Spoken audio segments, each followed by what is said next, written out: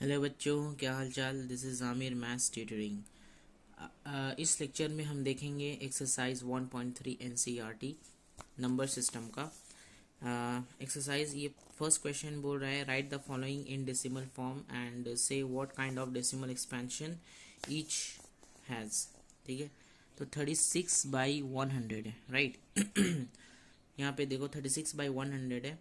इसको अगर हम डिवाइड करेंगे 136 को डिवाइड करेंगे 100 से, ठीक है, तो इसका वैल्यू कितना होगा और इसका डेसिमल एक्सपेंशन किस टाइप का होगा। ठीक है, अब डेसिमल एक्सपेंशन का टाइप को हमें पता करना होगा। देखो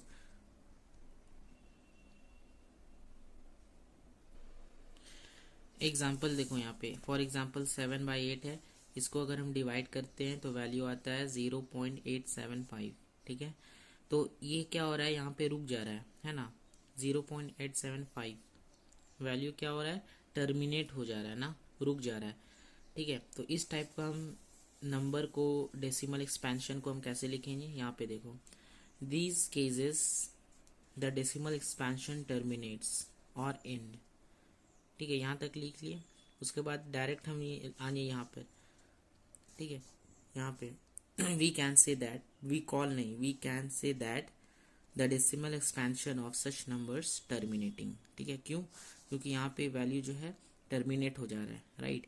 तो इसीलिए इसको हम क्या बोलेंगे कि सच नंबर्स टर्मिनेटिंग। ठीक है, और वैसा नंबर जो टर्मिनेट नहीं हो रहा हो, नहीं रुक रहा हो, ठीक है, वो बढ़ता ही चला जा रहा हो। ठीक है, राइट। जैसे फॉर एग्जांपल ये वाला नंबर आपको मैं दिखा रहा हूँ। ठीक है, रुको मैं एक आपको नंबर दिखा रहा हूँ।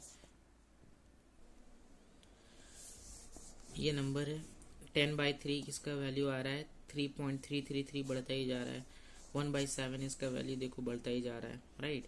तो इसका वैल्यू देखो, इस टाइप के हम नंबर को क्या बोलेंगे, इस टाइप के नंबर को बोलेंगे नॉन टर्मिनेटिंग। ठीक है, नॉन टर्मिनेटिंग नंबर, राइट।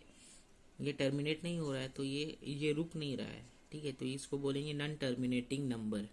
ठीक है, और हम इसको बोलेंगे नॉन टर्मिनेटिंग रिकरिंग, है ना। रिकरिंग का मतलब रिपीटेड है, और इसको बोलेंगे नॉन टर्मिनेटिंग। ठीक है, non terminating non recurring number. यहाँ पे देखो 1428571 142, ओ नहीं, ये भी रिकरिंग है। क्यों, क्योंकि यहाँ पे देखो 1428571 हर बार में रिपीट हो रहा है। ठीक है, तो ये भी नॉन टर्मिनेटिंग रिकरिंग नंबर होगा। ठीक है, तो नॉन टर्मिनेटिंग का मतलब हुआ जहाँ पे रुक नहीं रहा है, वो बढ़ता ही जा रहा है, और रिकरिंग का मतलब हुआ कि नंबर रिपीटेड हो रहा है। ठीक है, वैसा नंबर जो रुक नहीं रहा है, ठीक है, लेकिन रिपीटेड नहीं है, तो उसको सिर्फ बोलेंगे non terminating number, right. So clear हुआ। तो उसी तरह से 36/100 का वैल्यू कितना होगा, 0.36, तो वैल्यू टर्मिनेट हो गया, तो इसको बोलेंगे in this decimal expansion this numbers decimal जो है वो टर्मिनेटिंग है ना, and this such numbers are terminating number. ठीक है, तो इस तरह से आपको सब को डिवाइड करके देखना है और बताना है कि ये किस टाइप का डेसिमल एक्सपेंशन है। ठीक है, उसके बाद आएंगे you know that 1/7 0.142857। Can you predict decimal expansion 2/7 3/7 4/7 5/7 6/7। ठीक है, तो इस टाइप का डेसिमल ये नंबर है। तो हमको क्या बोल रहा है, 1/7 का वैल्यू इतना दिया हुआ है। ठीक है, तो क्या हम बिना लॉन्ग डिवीजन का यूज़ किए 2/7 3/7 4/7 इस सब का वैल्यू हम फाइंड कर सकते हैं। कैसे करेंगे, चलो हम आपको दिखाते हैं। क्वेश्चन में क्या है, 1/7 का वैल्यू गिवन है। ठीक है, ये वाला ऊपर बार है, मतलब ये वैल्यू रिपीटेड है 142857, फिर उसके बाद 142857, है ना। तो ये बार का मतलब है वैल्यू रिपीटेड है ना, नंबर रिपीटिंग है। यहाँ पे आपको 2/7 3/7 4/7 5/7 का वैल्यू निकालना है बिना डिवाइड किए।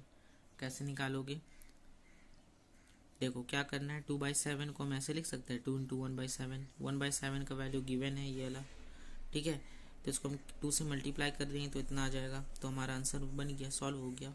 ठीक है, तो 2/7 को 2 इंटू 1/7 लिखे, 1/7 का वैल्यू गिवन है और 2 से मल्टीप्लाई कर दिए तो ये वैल्यू आ गया।